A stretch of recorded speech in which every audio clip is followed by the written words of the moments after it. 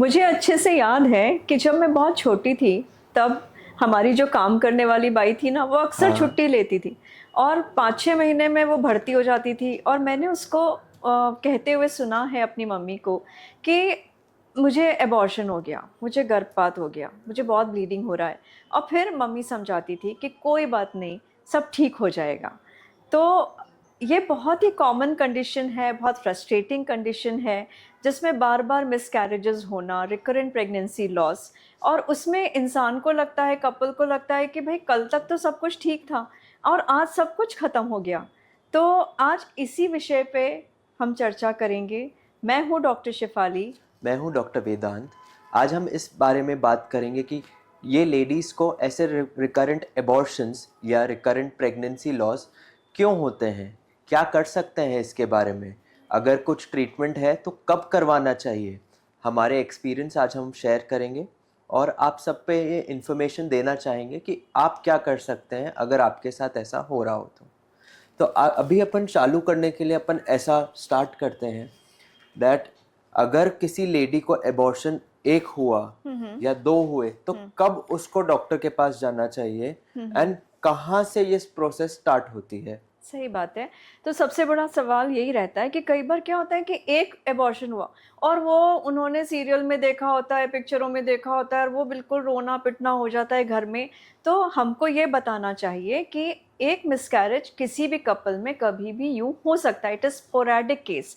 But अगर मान लीजिए ये कंडीशन बार-बार हो रही है, तो फिर वो एक कंसर्न है और उसके लिए डॉक्टर को दिखाना चाहिए। वैसे फर्स्ट मिसकैरेज के बाद भी आपको डॉक्टर को दिखाना चाहिए, क्योंकि हो सकता है कि कुछ कंडीशन डायग्नोज हो जाए।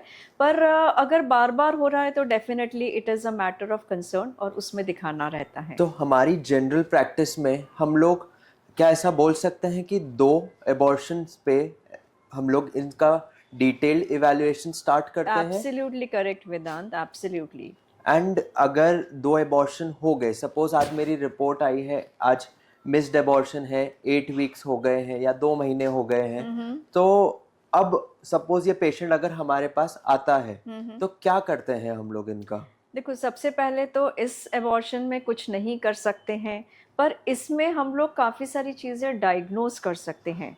सबसे पहले ज़रूरी है कि कुछ कंडीशंस ऐसी रहती हैं जिसमें कि हमको पहले से ही मालूम रहता है कि शायद ये लेडी में हाई रिस्क है या इसमें मिसकैरेज के चांसेस ज़्यादा हैं। तो अगर मान लीजिए वो बहुत मोटी है या उसका वेट ज़्यादा है, या फिर वो बहुत स्मोकिंग करती थी या अल्कोहल लेती थी या अपने लाइफ़स्टाइल का ध्यान नहीं रखती थी, तो ये कुछ ऐसे, या उसको थायराइड प्रॉब्लम थी, पॉलिसिस्टिक ओवरीज़ हैं, तो ये कुछ ऐसी कंडीशंस हैं जिसमें कि हमको ऑलरेडी मालूम रहता है कि she is more prone for miscarriages. तो पहले उनको अलग रख के उनको सारा लाइफ़स्टाइल मैनेजमेंट बताया जाता है। यस। तो ये तो एक कंडीशन है।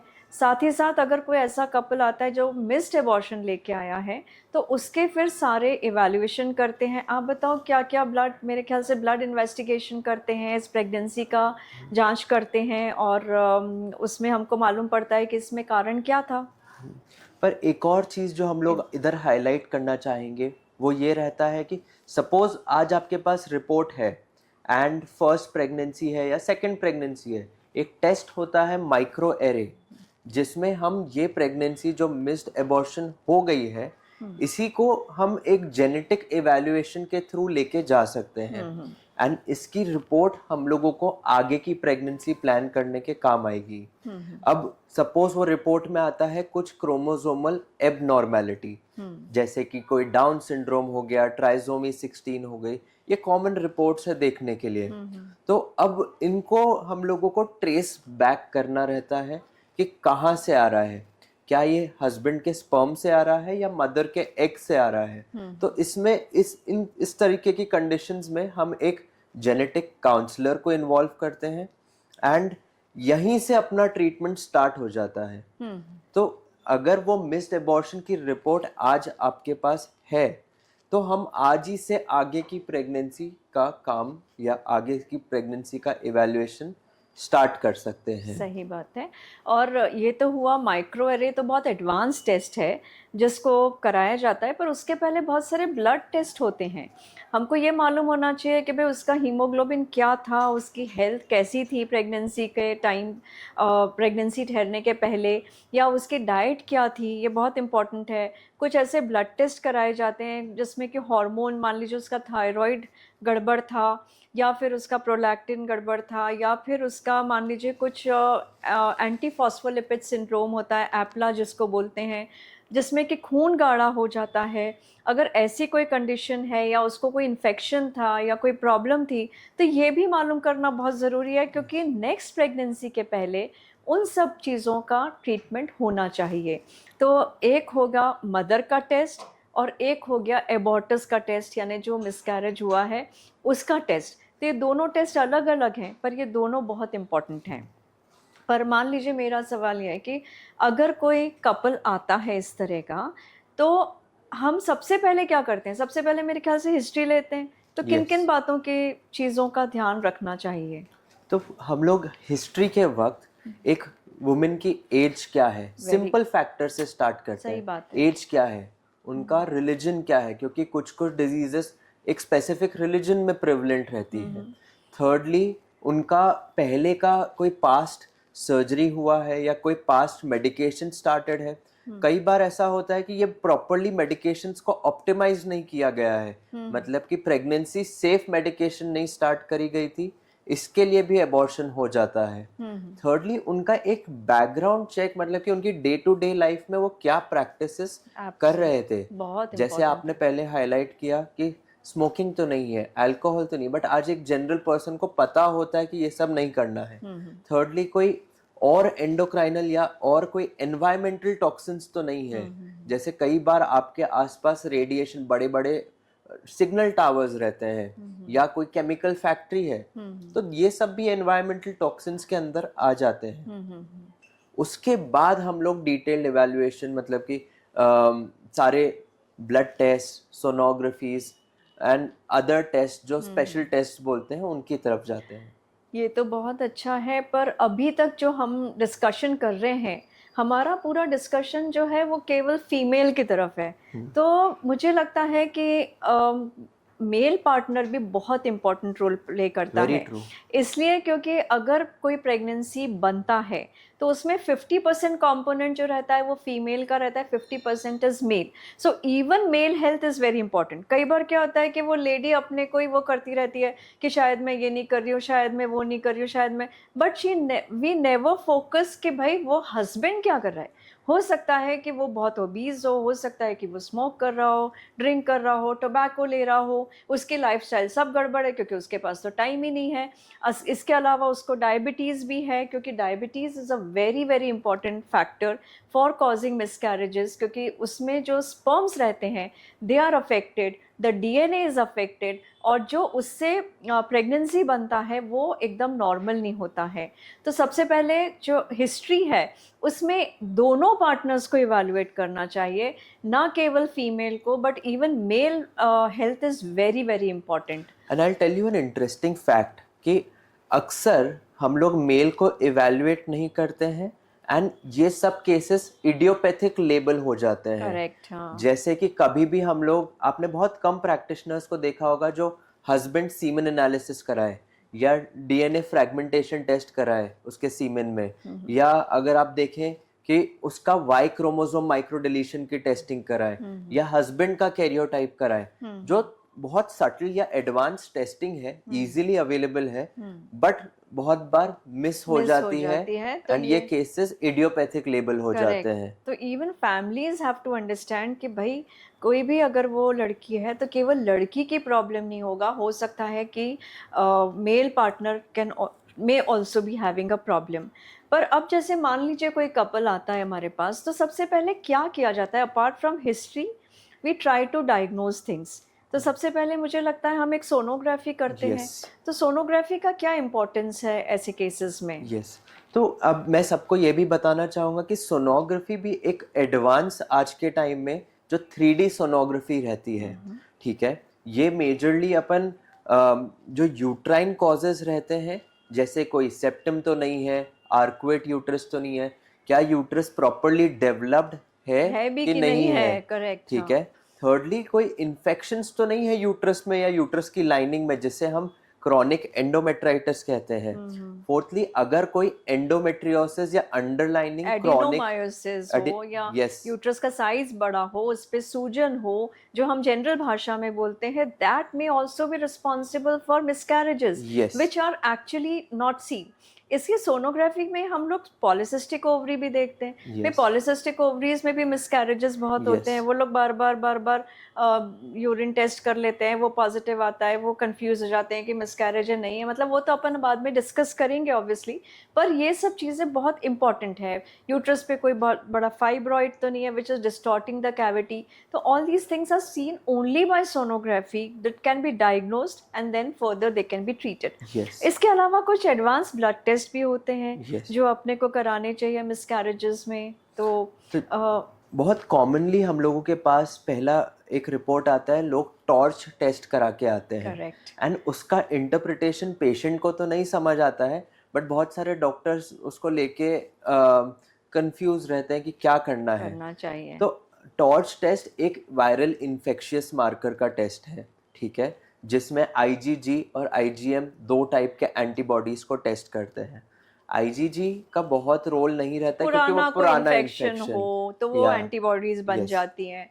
बट आईजीएम मतलब आईजीएम रीसेंट मतलब कि वाला है। रीसेंट है एंड इसका भी इंडियन पॉपुलेशन काफी प्रोन है ये सारे इन्फेक्शंस के लिए, तो मैक्सिमम लोग तो आईजीजी पॉजिटिव के साथ ही आते हैं। पर एक्चुअली कोई सिग्निफिकेंस प्रेगनेंसी लॉस में नहीं है टॉर्च यस का। तो यस सबसे पहले तो ये बताना रहता है कि भाई torch infection will not cause abortions. Yes तो ये क्लैरिफाई होना बहुत इंपॉर्टेंट है, because most of the people blame कि भाई हमारा तो टॉर्च पॉजिटिव था इसलिए हमको मिसकैरेज हो गया।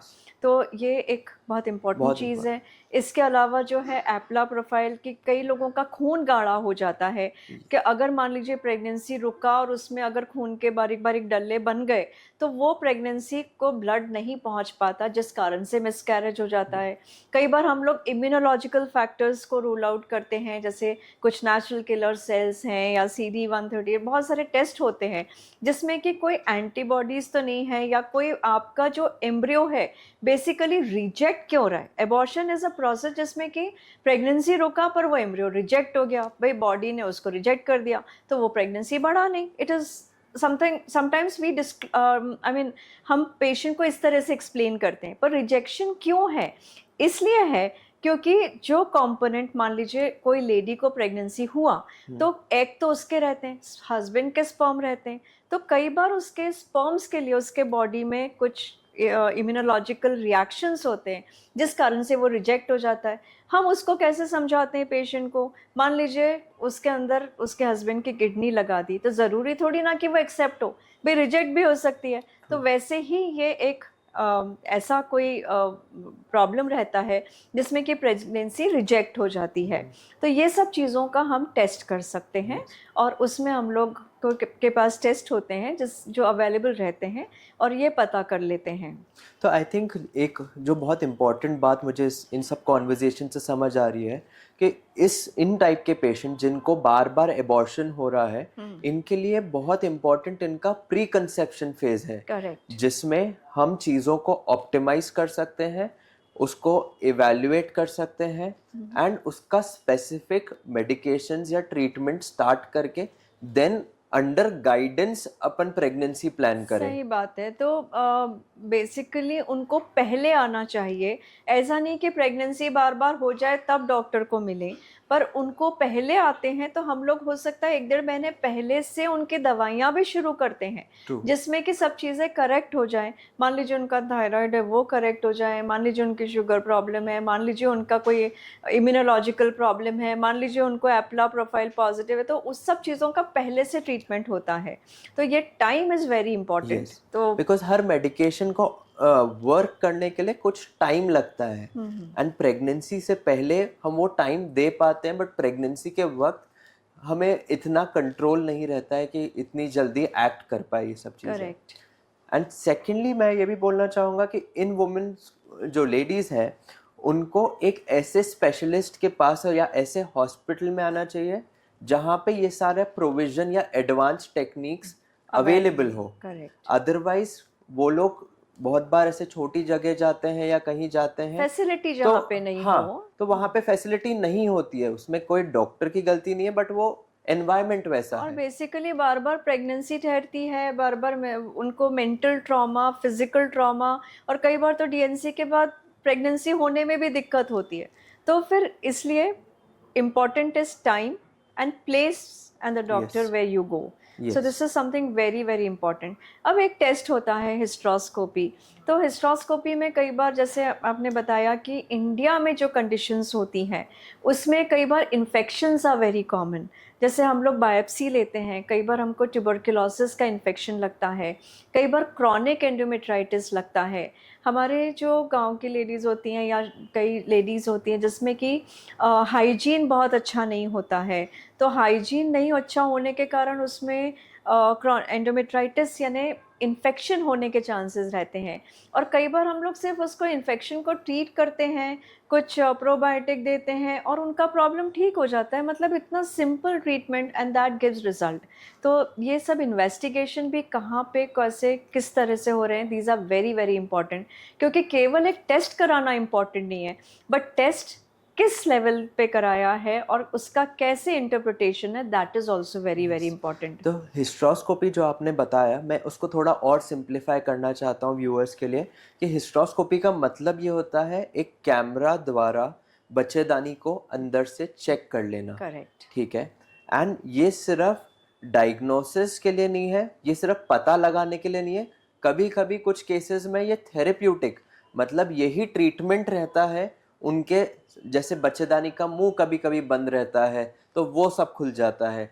वो हाई प्रेशर वाटर जो रहता है जो इस टेक्निक में यूज होता है, उससे इन्फेक्शंस काफी क्लियर हो जाते हैं। हम लोगों को एक बायोप्सी आ जाती है तो एक डायग्नोसिस का एक और टूल हो बायोप्सी जाता है। मतलब टुकड़ा, एक हाँ बच्चेदानी के जी। अंदर से एंडोमेट्रियम का, यस, बच्चेदानी की लाइनिंग का टुकड़ा लिया जाता है। यस, तो ये मेनली हमने जो अभी बात करी वो है जेनेटिक कॉजेज़ या इन्फेक्शन के कॉजेज़ या फिर खून गाढ़ा होने का या फिर रिजेक्शन का। बट इसके अलावा बहुत सारे हमारे पास ऐसे भी पेशेंट आते हैं जो उनमें पहले 3 महीने के अलावा चौथे महीने में, 5वें महीने में, छठे महीने में मिसकैरेज हुआ, जिसको हम लोग सेकेंड ट्राइमेस्टर बोलते हैं। जो प्रेगनेंसी उसको 3 भागों में बांटा यस, जाता है, शुरू के 3 महीने, बीच के 3 महीने और आखिरी के 3 महीने। तो बीच के 3 जो महीने रहते हैं, 4th मंथ से 5th मंथ, 6th मंथ, तो इसमें भी मिसकैरेज होते हैं। ट्रू, तो उसका क्या बेसिकली हम लोग रीजंस देखते हैं। यस। तो जो बीच के टाइम में, मतलब 3rd to 6th मंथ के बीच में रहते हैं, उसका कॉमन कॉज ये एनाटॉमिकल कॉज जो अपन यूट्राइन फैक्टर बोलते हैं। कुछ लोगों का पर्दा रहता है बच्चेदानी के अंदर, कुछ लोगों को बराबर से एक ही हॉर्न रहता है जिसे यूनिकॉर्नुएट यूट्रस बोलते हैं। कुछ लोगों का बेबी में कुछ प्रॉब्लम रहता है, जैसे एनॉमलीज रहती है, वो भी एक कॉज रहता है, क्योंकि एक नेचर का रूल है कि कुछ भी एबनॉर्मल रहेगा तो वो चेक पॉइंट नहीं क्रॉस कर पाएगा। तो ये वाले कॉजेस भी सेकंड ट्राइमेस्टर में रहते हैं। फोर्थली अपन ये समझें कि इनमें कोई हार्मोनल या इन्फेक्शियस कॉज भी आते हैं। करेक्ट। तो ये सब सेकंड ट्राइमेस्टर के मेजर रीजंस हैं। पर इसके अलावा सबसे ज़रूरी जो कॉमनेस्ट कॉज है, that is cervical incompetence. Cervical incompetence जिसको हम लोग बोलते हैं बच्चेदानी का मुंह ढीला हो जाता है, जिसमें कि एक समय तक तो वो बच्चे को, गर्भ को होल्ड करके रखती है। जैसे ही प्रेगनेंसी बढ़ता है तो वो बच्चेदानी का मुंह खुल जाता है और एबॉर्शन हो जाता है। तो इसमें जो ट्रीटमेंट्स होते हैं वो कई तरह के रहते हैं। पहले के ज़माने में मैकडोनाल्ड स्टिच रहते थे, शिरोडकर स्टिच रहते थे, जिसमें हम नीचे से ही बच्चेदानी के मुंह को टाइट कर देते थे और वो प्रेगनेंसी के दौरान होते थे।